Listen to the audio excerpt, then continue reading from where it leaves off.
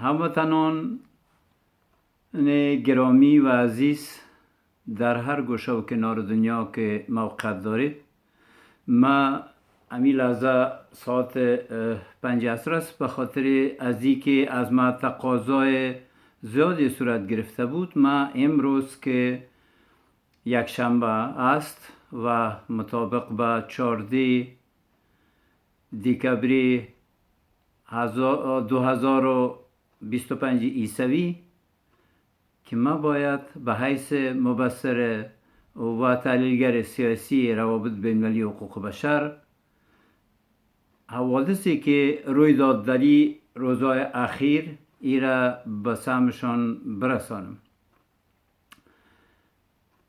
شما یقینی کامل دارم که کمتر از من معلومات ندارین، ولی چون ما این وظایف مسلکی ما است که با اثر تلاش‌های بالاتر از 37 سال عمر ما در مبارزه علیه بزرگترین کشور کمونیستی بی خدای جهان ما مبارزات خود شروع کردیم. خوب، این مبارزات ما اصلا قبلا هم شروع کرده بودم در افغانستان، زمانی که ما در ریاست جمهوری، یعنی در هر ریاست جمهوری افغانستان وظیفه افسری و بعدا مرا مجبور ساختن که اگر ما از وظایف افسری خودداری میکنم، چون راز گارد یا گارد ملی و یا مرکز یا هسته رهبری افغانستان نوجه ما قرار داشتم، ما باید اصلا برای 2.5 سال خدمت سربازی را قبول کنم. ما این را هم پذیرفتم. دلایلی که اصلا ما در افغانستان از خدمت افسری خودداری کردم خیلی سری بود، به خاطر ازی که برای ما دیگه گنجایش نداشت. ما اطفال کوچک داشتم که زمانی که به خانه میرفتم، بسیار کم به خانه میرفتم، زیاد وقت خودم در گارد ملی یا در ارگ ریاست جمهوری سپری میکردم. زمانی که من خانه میرفتم، من شب خو نداشتم. من از بالای سر 4 طفل کوچک خود میگذشتم و به طرف بالکن میرفتم که این به اصطلاح مریضی روانی نبود، واقعیتایی بود که مرا در زندگی شخصی ما چنین حالتی را بالای روان ما یا روح ما آورده بود که ما باید اصلا نمیتونستم گاهی وقت خود کنترل کنم. و زمانی که ما برآمدم به بالکن، فکر میکردم که ما چرا اینجا آمدیم. در پیش روی خانه ما، خانه فرید مزدک بود که رئیس سازمان جوانای افغانستان بود. این در کارت پروانه 3 موقعیت داشتیم. موتر فروشی ها بود که فعلا اونجا خیلی و نزدیکتر از سفارت انگلستان. دوستان گرامی، بسیار معضله مشکلی بود که ما به رهبری افغانستانی را رساندم، به خصوص برای پدر و خانم مرحوم ببرک کارمل و دیگه اطرافیانش که در افغانستان موجودیت عساکر شوروی نه تنها یک جنایت بزرگ است، بلکه خیانت تاریخی است.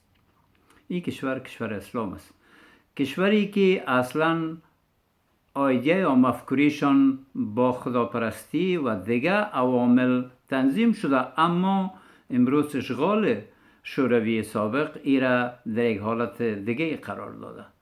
مردم مجبور می سازه به بی خدایی، به بی مذهبی روی بیارن تا بتانن که به اصطلاح تاریخچه سیاه کمونیسم در افغانستان هم زنده بسازن.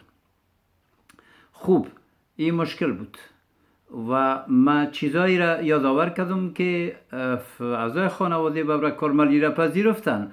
گفتن که شما چرا با خود آقای کارمل صاحب ایرا دمیان نمیگذاریم؟ من برشان گفتم که من یک افسر کوچک هستم، من نو میخوایم صاحب منصب شاهرم. گفت شما ممکن با این استعدادی که دارین که هر روز در تخته افتخارات گارد ملی عکسای شما میبرایه، با این استعدادتان ممکن شما سبا مارشال باشین، سبا جنرالای بسیار کلان باشین.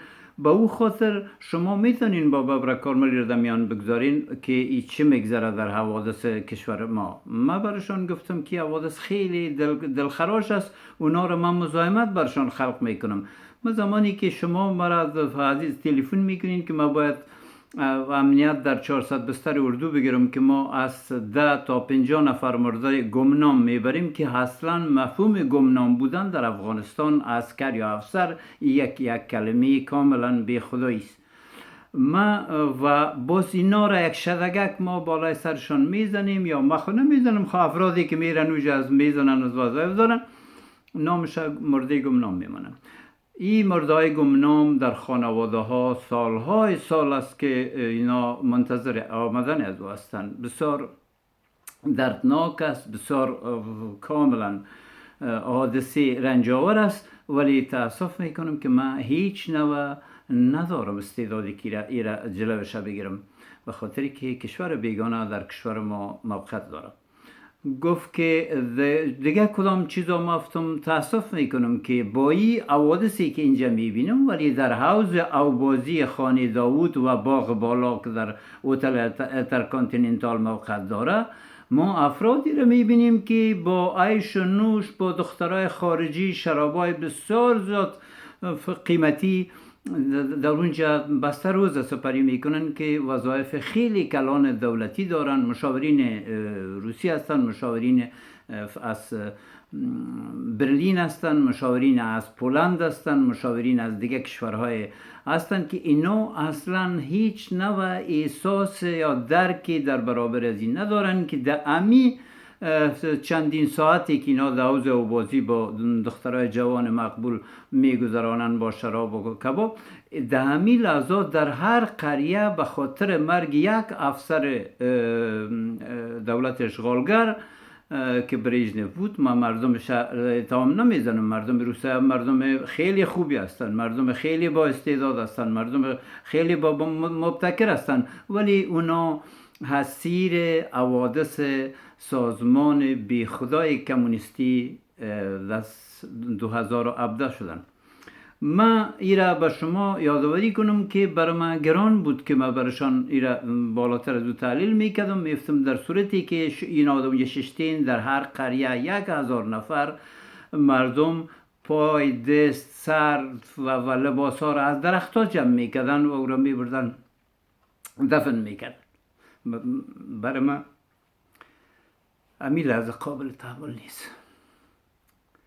ولی شما بچه مرا میبینید. این بچه را دونالد ترامپ به خاطر خواست شخصی خود نابود کرد. در خانواده ما در آمد. این روزایی است که آل تمام حوادث در این مدت زمان طولانی ما سپری میکنم. این تفلک 8 سال داشت که من این در بغل خود گرفتم و مادرش طفل دیگه ما که ژورنالیست در شویساری است او در بغل خود گرفت. یک طفلک دیگه سوم داشتیم که در اصلاح کلیانسک بود یا در چیز بود. ما استاد شدیم در شهرک وینیسی جمهوری اوکراین. 24,000 نفوس اوکراین از خانهش بیرون کردیم که تقاضای جدی کنین که تا دولت جمهوری اوکراین از سمت ریاست جمهوری خودداری کنن و منحل کنن پارلمان اوکراین.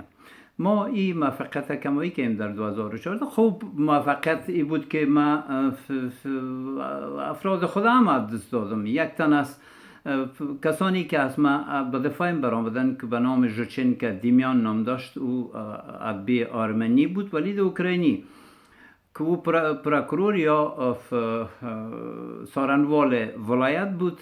اونا از ما دفاع کردن، گفتن که ما میاییم ما تمام جنایتکارای اطرافیان پوتین براتان زندانی میکنیم، صبح ساعت 9 تا 2 بیاین پیش ما. من گفتم سایس. من ساعت 9 تا 2 که آمدم، آقای ژوچنکا مرحوم ده مرگ میگفتن به حساب روسا، یعنی ده مردخانه بود. خوب این جنایات نو نبود که را پوتین شروع میکرد. او قمانده داد در 1999 کاندیدات ریاست جمهوری اوکراین که ویچسلاف ماکسیموویچ چرنوبل بود، او را از بین بردن. با کسی که او را وظیفه گرفت که او را نجات بد و اسنادش را تکمیل کنه، او یک ژورنالیست مشهور بود که شما امروز خانم از او را به نام میرسلاو گنگاز در صدای امریکا پروگرام چسته میشنوین. این دو بیوه است که دو طفل از اون مرحوم گریگوری رسلانویچ گنگاز باز مانده. تاسف میکنیم اونا او را از بین بردن. بعدا باز مخالفین خود که یکی از مؤسسات کلان پوتین که به نام برادر از او بود، دو برادر داشت به نام ولودیا و نیکلای و نام خانوادگی پرودوس، ولی اینا در قزاقستان کلان شده بودن. زمانی که کلان شدن اینا مردم های بیدار و بی‌تعلیم بودن. اینا را پوتین توسط دوست که در طفلی با آشنایی داشت مدویچوک میفتن ویکتور مدویچوک خبر داد که اونا روان کنین به اوکراین. اینا را آوردن به اوکراین در بالای سر ما. خوب دو وقت موجه نبودم دو شرک را آوردن. با کمال تاسف که من یکی از اجاره‌داران پوتین بودم. برای شما این کاملا قابل سوال خواهد بود. دوستان گرامی، من مسئول یوتیوب کانال هستم که مرا ذمت یوتیوب پلیتیکا برای من رهبری یوتیوب کانال دادین. من خیلی از اونا سپاسگزار هستم.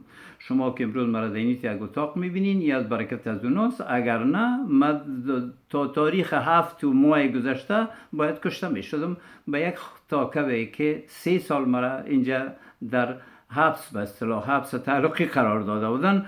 تمام امکانات که شما از جراید شنیدین از طریق ما از طریق دیگرها که وسایل کیمیایی را علیه ما استعمال میکنه. حتی افغان ما را مجبور ساختن که وسایل کیمیایی و وسایل گاز اشکاور را علیه ما استعمال کنن که مرا نابود کنن. خوب این افغانی نبودن که او جنایتکار بود یا آدم خراب بود. چرا؟ او رتبه کلانی داشت، وظایف بسیار شریفانه در وطن ما انجام داده بود، دیج انجام داده بود، رفیق ما است و دوست ما است و با این گپای از او کورا مجبور ساختن من کدام مخالفت به او و با خانوادهش ندارم.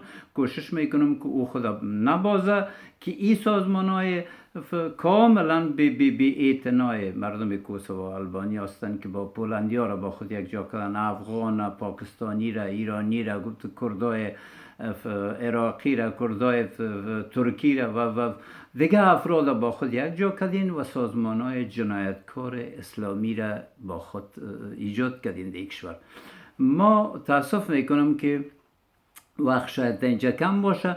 من بچه خدا از دست میتونم زمانی که شما این بچه که مرا میبینین، این بچه 28 سال بود داشت، سال گذشته که را دونالد ترامپ وظیفه داد نابود کنن. نابود کردن از این روز اول یا بار اول نیست که دونالد ترامپ هیچ چنین جنایاتی را وظیفه میده، به خاطری که خدا باید بگیره از قدیم